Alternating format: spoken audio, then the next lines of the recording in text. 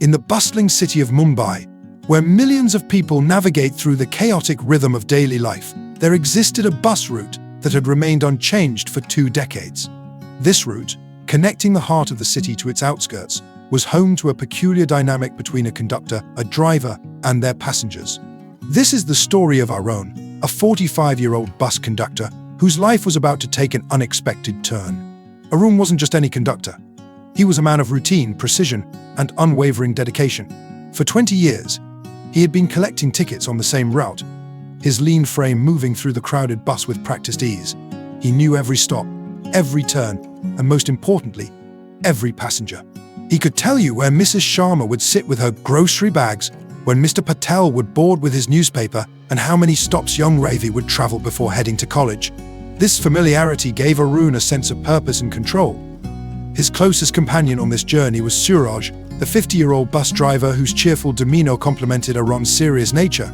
Suraj had a joke for every situation and a smile that never seemed to fade, even during the most grueling traffic jams. Together, they had navigated the streets of Mumbai, witnessing the city transform while their routine remained steadfast. Another day, another rupee, Suraj would often say as they began their shift, his laughter filling the empty bus before the passengers arrived. Arun would simply nod, already mentally preparing for the day ahead. He took pride in his efficiency, in the way he could handle a bus full of passengers without missing a beat. His ticket book was always ready, his memory sharp, his authority subtle but respected. But routines, no matter how comforting, are destined to be disrupted. For Arun, this disruption came in the form of a man known simply as Khan. It was a Tuesday morning, much like any other, when Khan first boarded the bus. Standing at approximately 6'6", with broad shoulders and a commanding presence, Khan was impossible to miss. He wore a pristine white kurta pajama and a brown turban, his beard neatly trimmed, his eyes sharp and observant. The moment he stepped onto the bus, a hush fell over the usually chatty passengers. Even Suraj, who was adjusting his rearview mirror, paused to take in the newcomer. Arun, ever dutiful, approached Khan with his ticket book. "Ticket, please," he said, his voice carrying a slight tremor that he hadn't anticipated. Khan looked down at Arun, his expression unreadable. "Khan doesn't buy a ticket," he replied, his deep voice resonating through the bus. The silence that followed was deafening. Arun, caught off guard, hesitated. In his 20 years as a conductor, he had encountered all types of passengers, the hurried, the forgetful, the argumentative, but never someone who so calmly refused to buy a ticket. Unsure of how to respond, Arun stepped back, allowing Khan to move to a seat near the back of the bus. As the bus continued its journey, Arun couldn't shake the feeling of unease that had settled over him. He had always prided himself on maintaining order, on ensuring that every passenger followed the rules. But with Khan, he had faltered. The authority he had carefully cultivated over the years seemed to diminish in the face of Khan's unwavering confidence. The following days brought no relief. Khan continued to board the bus at the same stop, and each time the same scene would play out. Arun would approach, ask for a ticket, and Khan would respond with the same phrase, "Khan doesn't buy a ticket." And each time, Arun would retreat, feeling a little more diminished. What made it worse was the way the other passengers had begun to watch these interactions with a mixture of curiosity and amusement. Arun could feel their eyes on him, could sense their silent judgment. He, who had once commanded respect, now felt like a spectacle. The situation began to affect Arun beyond the confines of the bus. He found himself losing sleep, replaying the encounters in his mind, searching for what he could have done differently. His appetite waned, and the joy he once found in his routine had been replaced by a sense of dread. Suraj, ever observant, noticed the change in his friend. One evening, as they sat at a roadside tea stall after their shift, he broached the subject. "You seem troubled, my friend," Suraj said, stirring sugar into his tea. "Is it because of the tall man?" Arun sighed, his hands wrapped around his cup. "I feel weak, Suraj. Like I don't even belong on my own bus anymore." Suraj chuckled. "It's just one man, Arun.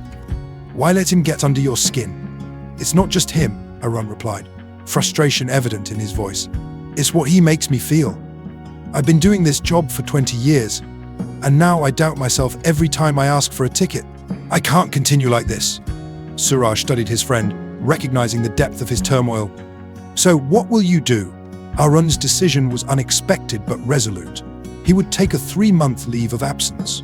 But instead of using this time to rest or travel, As most would, Arun had a different plan. He was going to transform himself. The next day, Arun submitted his leave application to the depot manager, who was surprised but didn't question his decision. Arun had accumulated enough leave over the years, and his record was impeccable. The manager simply nodded and wished him well. Arun's transformation journey began at a local gym, having never been particularly athletic. The initial days were challenging. His muscles ached, his lungs burned, and there were moments when he questioned his decision. But the image of Khan, standing tall and unshaken, kept him going. He wasn't just building physical strength, he was rebuilding his confidence. In addition to the gym, Arun enrolled in self-defense classes. The discipline and focus required helped him channel his frustration into something productive. He learned to stand his ground, to maintain eye contact, to project confidence even when he felt uncertain. But Arun recognized that his transformation needed to go beyond the physical. He also attended personality development workshops where he learned about assertiveness, communication, and conflict resolution. He practiced speaking with authority, setting boundaries, and handling difficult situations with grace. The 3 months were grueling, both physically and mentally. There were days when Arun wanted to give up, to accept that perhaps he wasn't cut out for confrontation.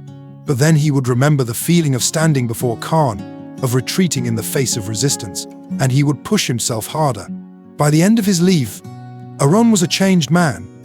His posture was straighter, his gaze more direct, and his voice carried a newfound authority. But more importantly, he had developed an inner strength, a belief in himself that had been missing before. When Arun returned to work, Suraj was the first to notice the change. "Look at you," he exclaimed, giving Arun a once-over. "You've become a warrior." Arun smiled, feeling a sense of pride. "I've become myself again," he replied. The passengers, too, noticed the difference. The way Arun moved through the bus, the confidence with which he collected tickets, the authority in his voice, it was as if a new conductor had taken over the route. But the real test came a few days later when Khan boarded the bus. As always, a hush fell over the passengers, all eyes darting between Khan and Arun, anticipating the now familiar scene. Arun, however, was ready. He approached Khan with steady steps, his ticket book in hand. "Ticket, please," he said, his voice clear and unwavering. "Khan, as expected," replied. "Khan doesn't buy a ticket." But this time, Arun didn't step back. He stood his ground, meeting Khan's gaze directly. "And why doesn't Khan buy a ticket?" he asked, his tone firm but not confrontational. "Everyone else on this bus does." A flicker of surprise passed through Khan's eyes, followed by something that looked almost like respect. Slowly, he reached into his pocket and pulled out a small card. "Handing it to Arun," he said, "because Khan has an all-India government bus pass." Arun stared at the pass in his hand, the realization dawning on him. The pass was legitimate, issued by the government, allowing Khan free travel on any state-run bus across the country. All this time, Khan hadn't been defying the rules, he had been following them in his own way. The weight of the past months, the frustration, the self-doubt, the rigorous training, all of it seemed to crystallize in that moment. Arun had been fighting a battle that didn't exist, against an enemy that was only in his mind. A small smile formed on Khan's lips as he observed Arun's realization. "You have changed," he said simply, before moving to his usual seat. As the bus continued its journey, Arun found himself processing what had just happened.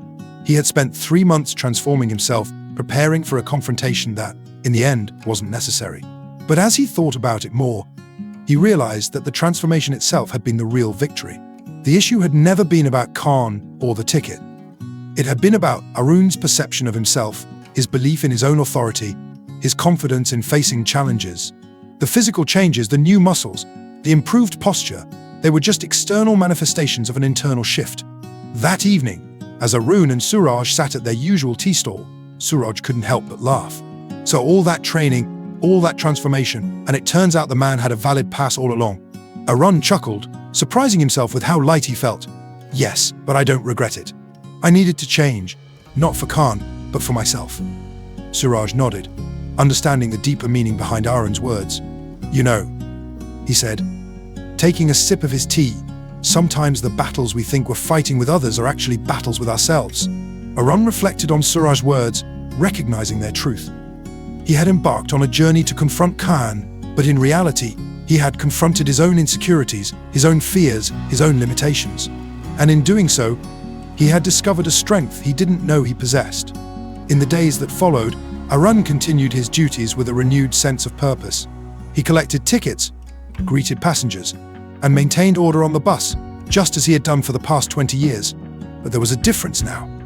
He carried himself with a quiet confidence, a certainty in his actions that hadn't been there before.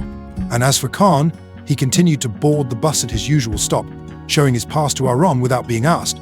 A mutual respect had developed between them, an understanding that transcended words. Arun's story serves as a reminder that often, the obstacles we perceive in our path are reflections of our own doubts and fears.